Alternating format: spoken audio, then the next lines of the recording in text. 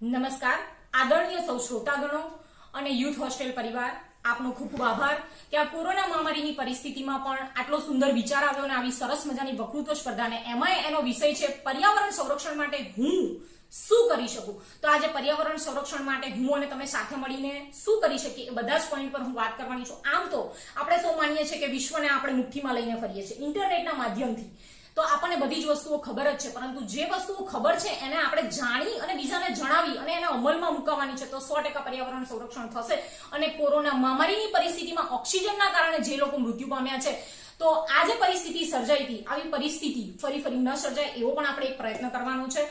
તો પર્યાવરણ એટલે પરિવત્તા આવરણ, આપણી આસપાસનું વાતાવરણ, જલાવરણ, જીવાવરણ, મૃદાવરણ અને વાતાવરણ. આની અંદર નદી, પર્વત, પહાડ, વૃક્ષો બધી જ બાબતોનો સમાવેશ થઈ જાય છે. અને પર્યાવરણના ખોળે ફરવું છે આપણે સૌએ, પરંતુ એની સ્વચ્છતાની જિમ્મેદારી આપણે નથી લેતા, તો એ વસ્તુ ખોટી છે. કહીએ છીએ કે સરકાર કરે, અરે ભાઈ સરકાર તો ઘણું એ કરે છે, સ્વચ્છતા અભિયાનો ચલાવે છે, ધુમાડો ન થાય એ માટે ગામડે ગામડે, અને જેની પાસે ગેસના કનેક્શન નથી એ લોકોને ફ્રીમાં ગેસ કનેક્શનો આપી રહ્યા છે, ઓછા વિદ્યુતનો ઉપયોગ થાય એના માટે બલ્બનું વિતરણ કરી રહ્યા છે. એટલે સરકાર ઘણું બધું કરે છે મિત્રો, પણ આપણે પણ જાગૃત બનવાની જરૂર છે. વધુ ને વધુ વૃક્ષો વાવવાના છે. જે સ્થળોએ આપણે ફરવા જઈએ છીએ, જ્યાં આપણને શાંતિનો અહેસાસ થાય છે, એ સ્થળોને પ્રદૂષિત થતા અટકાવવાના છે. આપણી આસપાસને પણ આપણે સ્વચ્છ રાખવાની છે. પશુ પક્ષીઓને બચાવવાના છે, કતલખાના અટકાવવાના છે.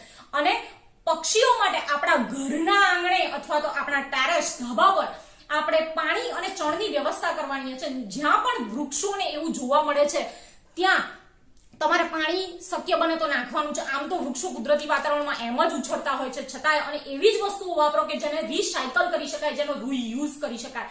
અને સૌથી મહત્વની વસ્તુ તમને જણાવી દઉં કે વિશ્વના બધા દેશોની તુલનામાં આપણા દેશમાં દર વ્યક્તિ એક જ વૃક્ષ બચ્યું છે, અને બાકીના ઘણા દેશો એવા છે કે એક વ્યક્તિએ 300 વૃક્ષોની સંખ્યા છે. તો આ વસ્તુ ખૂબ વિચારવા જેવી છે. અને એટલા માટે જ 5 જૂનને વિશ્વ પર્યાવરણ દિવસ તરીકે અને 22 એપ્રિલને વિશ્વ પૃથ્વી દિવસ તરીકે મનાવવામાં આવે છે, જેથી વધુ ને વધુ લોકો જાગૃત થાય.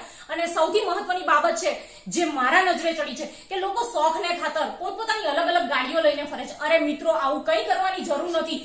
શોખ ખાતર આવું ન કરો, જરૂર હોય તો જ આવું કરો. બાકી તમે લોકો પબ્લિક વ્હીકલનો ઉપયોગ કરો, કારણ કે ધુમાડો એટલો વધતો જાય છે કે કદાચ તમે લોકો તમારી ભાવિ પેઢીને અંધકારમાં મૂકી દેશો. અને જે આ પ્રાણીઓ અને પક્ષીઓ જોવા મળે છે ને, કદાચ આપણી ભાવિ પેઢીને આ ફોટામાં જ જોવાના રહી જશે.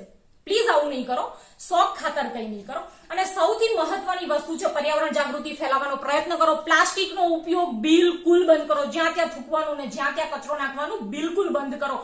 ફૂલ છોડને વધુ ને વધુ ઉછેરો. અને જો પૃથ્વીને બચાવીશું તો જ આપણે પર્યાવરણને બચાવી શકીશું. એટલા માટે સ્વચ્છતા જાળવો અને જળવાઓ. શક્ય હોય તેટલા ઓછા વોલ્ટના સાધનો વાપરો. સિગ્નલ જ્યારે તમે સિગ્નલ પર ઉભા રહો છો ત્યારે વાહનને બંધ કરો. પર્યાવરણ જાગૃતિ ફેલાવવાનો પ્રયત્ન કરો. સૂર્ય શક્તિથી ચાલતા સાધનોનો વધુમાં વધુ ઉપયોગ કરો અને ઓર્ગેનિક વસ્તુ ખરીદવાનો આગ્રહ રાખો. અને કુદરતી ખાતરને જ વાપરો જ્યારે પણ ખેતી કામ કરો છો. અને પાણીનો સાવચેતીપૂર્વક ઉપયોગ કરો. આપણે જાણીએ છીએ ગાંધીજી લોટી પાણીનો ઉપયોગ કરીને ચલાવતા, તો આપણે પણ સાવચેતીપૂર્વક પાણીનો ઉપયોગ કરવાનો છે. Thank you so much. જય હિન્દ, જય ભારત.